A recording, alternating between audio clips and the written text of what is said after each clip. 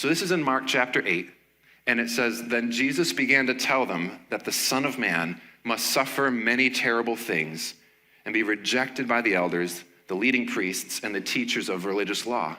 He would be killed, but 3 days later, he would rise from the dead." So this here is when Jesus is talking about his death, how he's about to die. Like, this is serious stuff. And here it says he began to tell them this.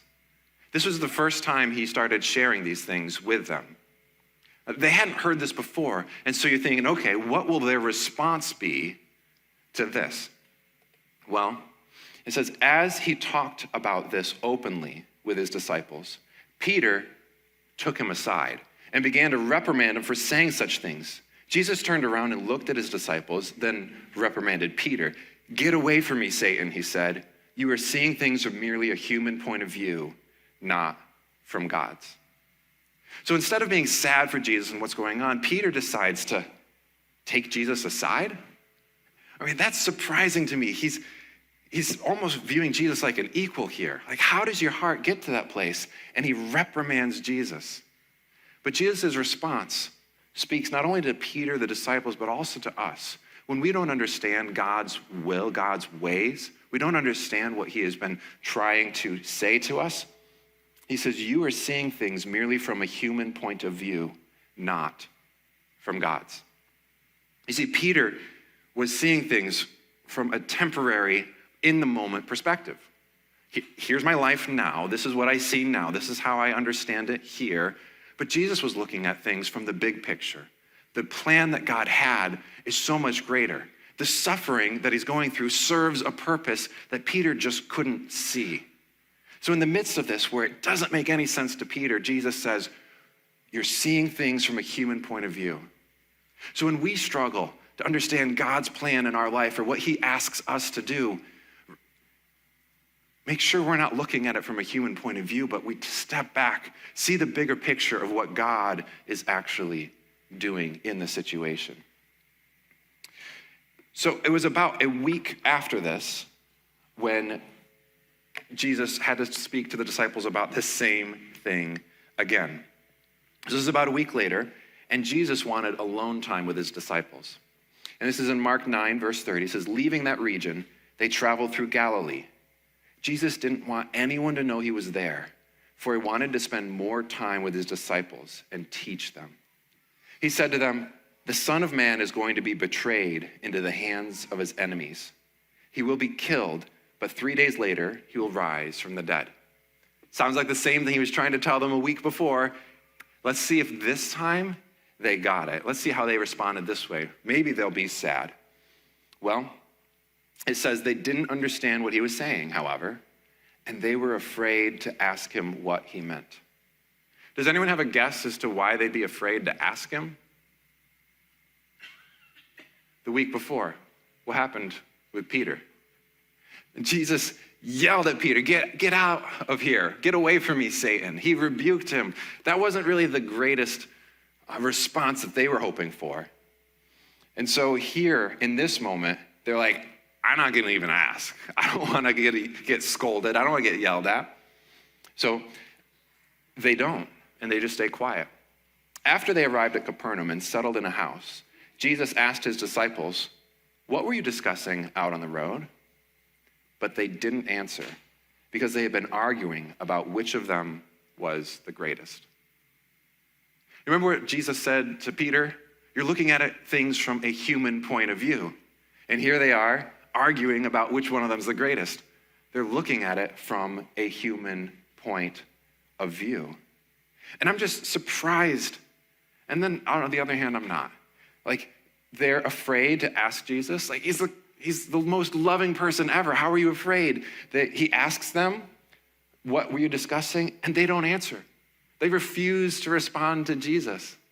But Jesus knows what they're going through. And their focus is in on themselves. Once again, when we think of ourselves, when we focus on ourselves, when we put ourselves first, we fail to see what God's plan really is. And so they're debating, who is the greatest? And Jesus says, okay, if you want to know who's the greatest, I'll tell you. I'll tell you how you can be the greatest. in verse 35, it says, he sat down, called the 12 disciples over to him, and said, whoever wants to be first must take last place and be the servant of everyone else. This is how you be great. They want to be great? Jesus says, serve. He says, this is the answer.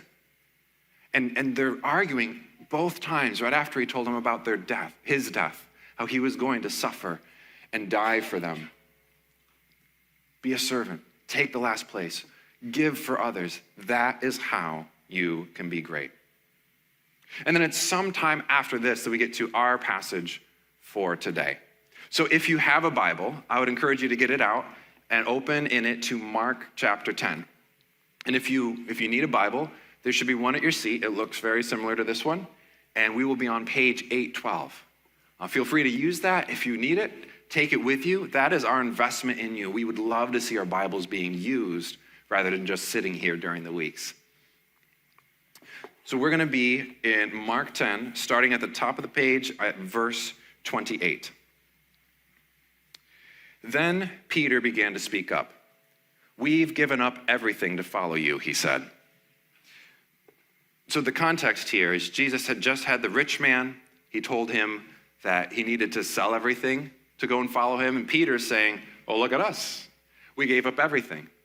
If you remember, when Peter was called, he was fishing. And he left this huge catch of fish. He left his nets. He left his boat. And he went to follow Jesus. And all the disciples did that. And so Peter here says, look at us. We gave up everything for you. He's proud. He's just like the disciples have been, thinking they're the greatest, thinking they're better. And that's how we are. That's how we naturally are, thinking, well, I don't have that problem, so I must be better than that person. Like, that's his perspective. So Jesus comes in to correct that perspective. Verse 29. Yes, Jesus replied, and I assure you that everyone who has given up house or brothers or sisters or mother or father or children or property or anything else for my sake and for the good news will receive now in return 100 times as many houses, brothers, sisters, mothers, children, and property, along with persecution. And in the world to come, that person will have eternal life. So Peter's looking at himself saying, poor us, we gave up so much for you. Shouldn't we be viewed great because now we're like really down here? And Jesus says, that's not a sacrifice. It's not a sacrifice if you give up a little to get so much more. That's called an investment. You just made a wise decision in your own best interest. Like, why are you sitting there saying, I'm so humble because I got so much more than I gave up? Like, Jesus points out that God's way is way better than our way. Like, even if we don't understand God's way, when God says, give up these things, he's got something better in store for you. If you're going to give up mother or brother, you'll get 100 times mothers and brothers, houses and homes, properties, all these things. Jesus says, I have your best in mind. God is good. His plan is good. So even if you don't understand God's plan, trust that he is good. He has a good purpose, a good plan, and he's willing to bless you if you just humbly come to him and submit to following his ways instead of insisting on your own ways. And then Jesus continues in verse 31 and says, but many who are the greatest now will be the least important then. And those who seem the least important now will be the greatest then. Now, then, what's Jesus talking about? Well, just in that prior verse, he talked about how in the eternity, in the kingdom to come, in the world to come, is what this translation says. The disciples had a focus on here and now, the very moment that they were living in. But Jesus says, look, eternity, something much greater is coming. If you're the least now, you'll be the greatest then. If you think you're all great, you'll be the least then.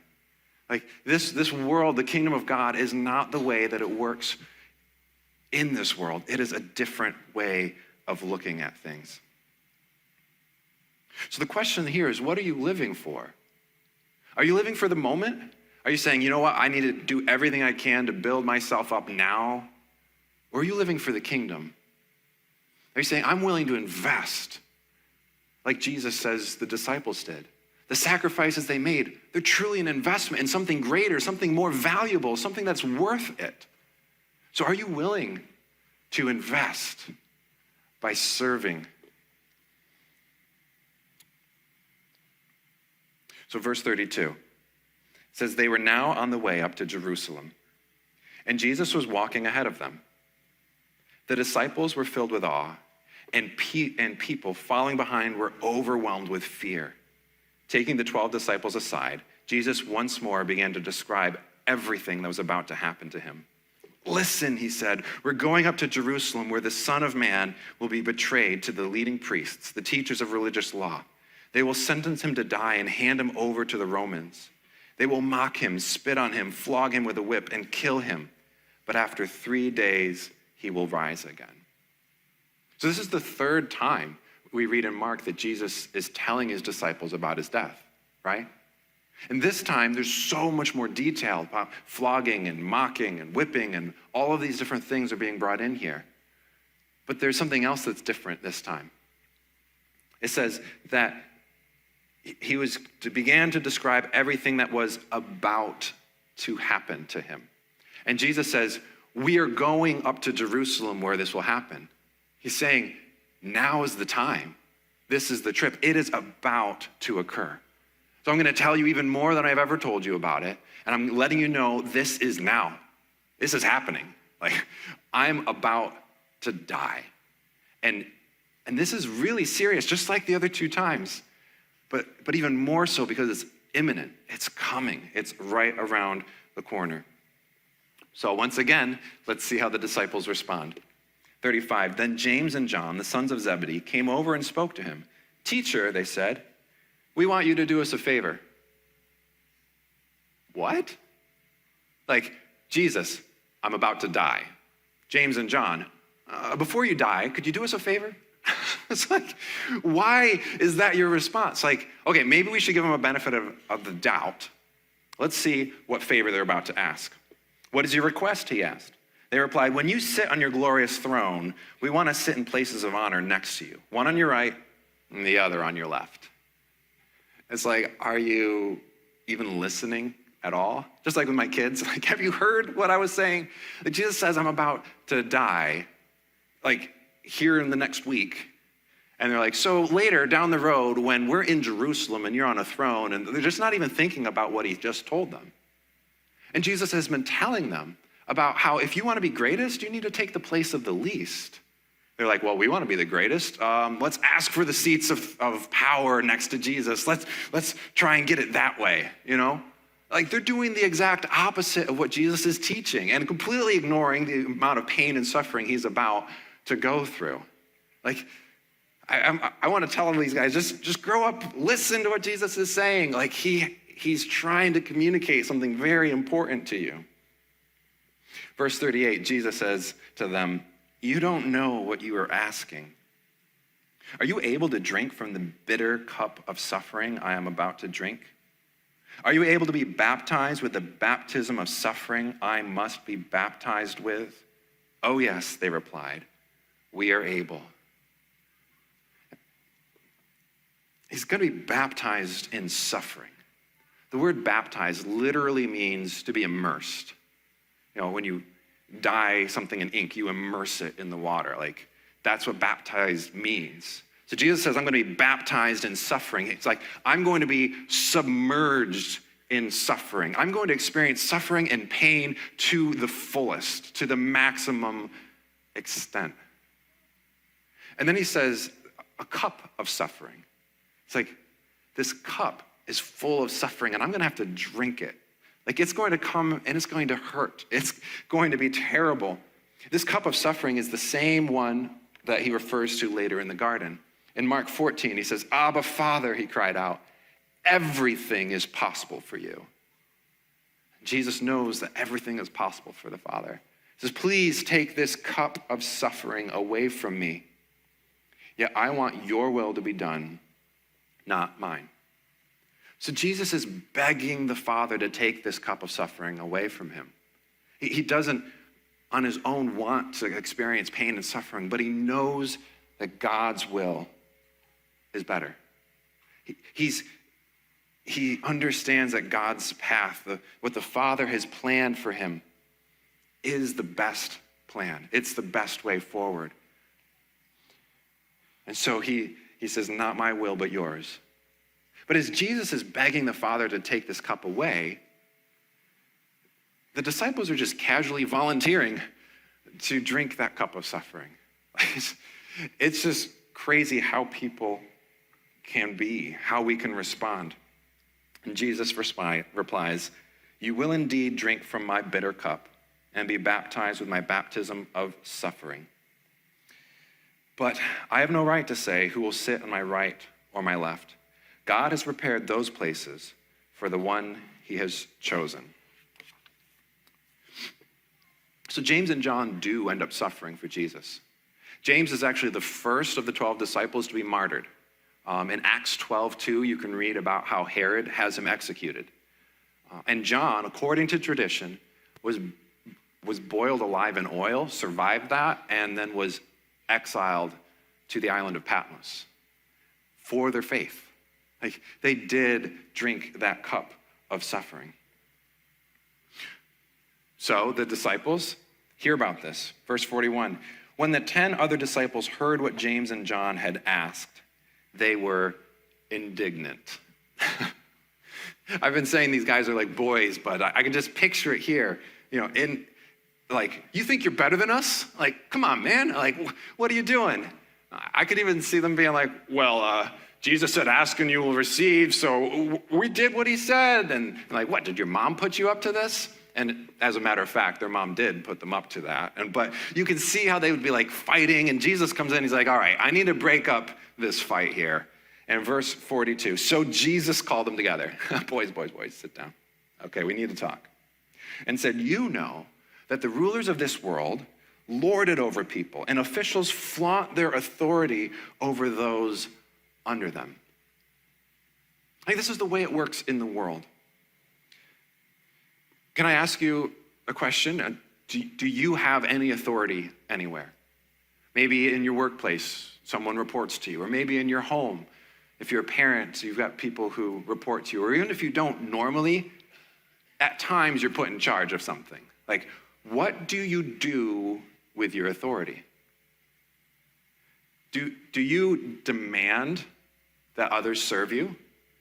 Do you expect them to do exactly what you say, and then do you yell at them if they don't? Like, how do you use your authority? Because Jesus says it needs to be different.